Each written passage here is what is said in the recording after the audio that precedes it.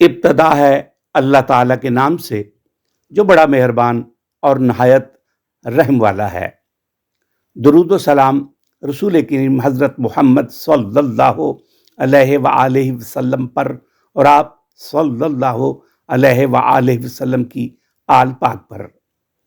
محترم سامعین و ناظرین، السلام علیکم۔ آج کی کہانی کا عنوان ہے درود شریف کی کرامت۔ درود شریف پڑھنے سے غربت سے نجات کی یہ سچی کہانی یقیناً آپ کے دلوں کو چھو جائے گی اور آپ کے لیے خیر و برکت اور خوشحالی میں اضافے کا باعث بنے گی انشاءاللہ۔ سیالکوٹ شہر میں ایک سیدھا سادہ اور محنتی شخص فرمان علی اپنی نیک سیرت اور خدمت گار بیوی زبیدہ بی بی اور 3 بچوں کے ساتھ رہتا تھا۔ وہ دن بھر مزدوری کرتا تھا اور اس کی بیوی کو محلے کی عورتیں وقتاً فوقتاً اپنے کپڑے سلائی کی غرض سے دے دیا کرتی تھیں۔ یوں دونوں میاں بیوی کی مشترکہ آمدنی سے غربت کے مارے ان کے چھوٹے سے کنبے کی مشکل سے گزر بسر ہو رہی تھی۔ پھر قدرت کا کرنا ایسا ہوا کہ فرمان علی پر فالج کا شدید حملہ ہو گیا اور وہ بیماری کی وجہ سے صرف بستر کا ہو کر رہ گیا۔ ان دونوں میاں بیوی کی جو تھوڑی بہت جمع پونجی تھی وہ فرمان علی کے علاج معالجے پر خرچ ہو گئی۔ اب بیچاری زبیدہ بی بی پر روزمرہ کی گھریلو ضروریات پوری کرنے کے علاوہ مکان کے کرائے، بچوں کی پرورش اور خامد کے علاج معالجے کے اخراجات اٹھانے جیسی مشکلات کا بھی پہاڑ ٹوٹ پڑا تھا۔ اگرچہ کچھ صاحب حیثیت اور رحم دل اہل محلہ مفلسی کے شکار اس خوددار کنبے کی شرافت کی بنا پر اس کی کچھ نہ کچھ امداد ضرور کرتے تھے، مگر اس کے باوجود کچھ مالی مسائل حل ہوئے بغیر رہ جاتے تھے اور رفتہ رفتہ ان میں اضافہ ہوتا چلا جا رہا تھا۔ زبیدہ بی بی نماز کی پابند اور ایک صابر و شاکر عورت تھیں، مگر اس کڑی آزمائش نے اس کے حوصلے پست کر دیے تھے۔ اب اس نے اپنی ہمت سے زیادہ کپڑوں کی سلائی شروع کر دی تھی، جس کا نتیجہ یہ نکلا کہ ایک سخت مزاج مالدار عورت نے حسب وعدہ بر وقت سلے ہوئے کپڑے واپس نہ ملنے پر زبیدہ بی بی پر بے حد غصے کا اظہار کیا اور اپنے ان سلے کپڑے واپس لے کر پیر پٹکتی ہوئی گھر سے باہر نکل گئی۔ اس روز زبیدہ بی بی بے بسی کے عالم میں اپنی اس قدر بے عزتی پر جائے نماز پر سجدے میں گر کر بہت زار و قطار روئی۔ اسے یہ بھی دکھ تھا کہ وہ اس عورت کے حق بجانب ہونے کی وجہ سے اس کے نہایت تلخ کلمات کے پے در پے وار سہتے ہوئے اس سے اپنی مجبوری اور معذرت کا اظہار بھی نہ کر پائی، اور یہ بھی ملال تھا کہ اس کا کوئی رشتہ دار بھی اس قابل نہیں تھا کہ ان کٹھن حالات میں اس کی مدد کرتا۔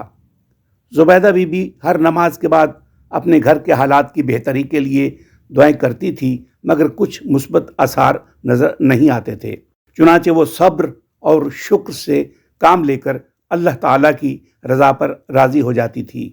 ایک روز جب زبیدہ بی بی کے بچے مسجد سے قرآن پاک پڑھ کر واپس گھر آئے تو بڑے بچے نے ماں کو اپنے استاد اور امام مسجد نابینا بزرگ حافظ محبوب عالم کا یہ پیغام دیا کہ آپ جب بھی فراغت ملے زیادہ سے زیادہ درود شریف پڑھا کریں۔ انشاءاللہ اس کی برکت سے آپ کی مشکلیں آسان ہو جائیں گی اور مالی حالات بہتر ہو جائیں گے۔ حافظ محبوب عالم نے بچے سے یہ بھی کہا تھا کہ میری بیٹی یعنی اپنی والدہ سے کہنا کہ ہر نماز میں پڑھا جانے والا درود ابراہیمی سب سے افضل ہے، مگر آپ اپنی سہولت کے مطابق کوئی مختصر درود شریف بھی پڑھ سکتی ہیں، لیکن اس کی جلد اور زیادہ برکتیں حاصل کرنے کے لیے عام حالات میں بھی اور خاص طور پر درود شریف پڑھنے کے دوران میں وہ نماز اور روزے کی پابندی کے ساتھ ساتھ ایسی ہر بات، حرکت یا کام سے بچنے کی ہر ممکن کوشش کریں جس سے اللہ تعالیٰ اور رسول کریم صلی اللہ علیہ وآلہ وسلم کے خفا ہونے کا ڈر ہو۔ اس کے ساتھ ساتھ انہوں نے یہ بھی کہا تھا کہ یہ بھی اپنا معمول بنائیں کہ درود شریف پڑھنے سے پہلے 100 بار سبحان اللہ اور 100 بار استغفر اللہ بھی پڑھ لیا کریں۔ اس سے درود شریف کی تاثیر بڑھ جاتی ہے۔ انہوں نے بچے کو زبیدہ بی بی کی آسانی کے لیے اپنے معمولات کے وظائف میں شامل ایک مختصر درود شریف بھی بچے کو بتا دیا تھا، جو یوں تھا: اللہم صلی علی محمد وعلی آل محمد وبارک وسلم، جس کا ترجمہ یہ ہے کہ یا اللہ حضرت محمد صلی اللہ علیہ وآلہ وسلم پر اور آپ صلی اللہ علیہ وآلہ وسلم کی آل پر رحمتیں، برکتیں اور سلامتی نازل فرما۔ حافظ محبوب عالم نے احتیاطاً یہ تفصیلی پیغام بچے کو ایک کاغذ پر بھی زبانی لکھوا دیا تھا۔ یہ ایمان افروز پیغام سنتے ہی حیرت میں ڈوبی زبیدہ کی آنکھوں میں آنسو آ گئے، مگر وہ یہ سوچ کر انہیں اس وقت ضبط کر گئی کہ کہیں بچے پریشان نہ ہو جائیں۔ بعد میں اس نے رب کریم کی عظیم بارگاہ میں اشک بار آنکھوں کے ساتھ شکرانے کے نفل ادا کیے اور حافظ محبوب عالم کی ہدایات کے مطابق درود شریف کی پڑھائی کو بھی اپنا معمول بنا لیا۔ نابینا ولی صفت بزرگ حافظ محبوب عالم پچھلی نصف صدی سے اس محلے کی مسجد میں امامت کا فریضہ ادا کرنے کے علاوہ بچوں کو قرآن پاک کی تعلیم سے بھی فیض یاب کر رہے تھے۔ ان کی اہلیہ جوانی ہی میں انتقال کر گئی تھیں۔ وہ اپنی سادہ خوراک اور مسجد کے حجرے میں رات کو زیادہ سے زیادہ نوافل کی ادائیگی کی بدولت بڑھاپے کے باوجود امامت اور دینی تدریس کے فرائض عمدگی سے انجام دے رہے تھے۔ رب کریم کی بارگاہ میں زبیدہ بی بی کے بلک بلک کر رونے کے بعد حافظ محبوب عالم کو خواب میں یہ حکم ملا تھا کہ زبیدہ بی بی کو درود شریف پڑھنے کی ترغیب دیں۔ زبیدہ بی بی کو درود شریف پڑھتے ہوئے کچھ ہی روز گزرے تھے کہ شہر کے ایک درد مند دل رکھنے والے دولت مند آدمی جو میر صاحب کے نام سے جانے جاتے تھے، کوئی غیبی اشارہ پا کر اپنی اہلیہ کے ساتھ فرمان علی کا گھر ڈھونڈتے ہوئے زبیدہ بی بی تک پہنچے اور اس کنبے کے حالات جاننے کے بعد اگلے روز خاموشی سے اور پردہ داری کے ساتھ اپنی اہلیہ کے ذریعے نقدی کی صورت میں ایک بڑی رقم زبیدہ بی بی کے حوالے کر دی اور اسے کہا کہ وہ یہ رقم بینک میں اپنا اکاؤنٹ کھول کر اس میں جمع کرا دے تاکہ محفوظ رہے اور حسب ضرورت استعمال ہوتی رہے۔ یہ بھاری رقم فرمان علی کے غریب خاندان کے سال بھر کے اخراجات کے لیے کافی تھی۔ اس کے علاوہ میر صاحب نے اپنے خرچ پر لاہور کے ایک اعلیٰ درجے کے ہسپتال میں فرمان علی کے مکمل علاج اور اس سلسلے میں اس کی آمد و رفت کا بھی معقول بندوبست کر دیا تھا۔ چنانچہ فرمان علی چند مہینوں ہی میں مکمل طور پر صحت یاب ہو گیا، مگر ڈاکٹروں نے اسے سخت محنت اور مزدوری سے منع کر دیا تھا۔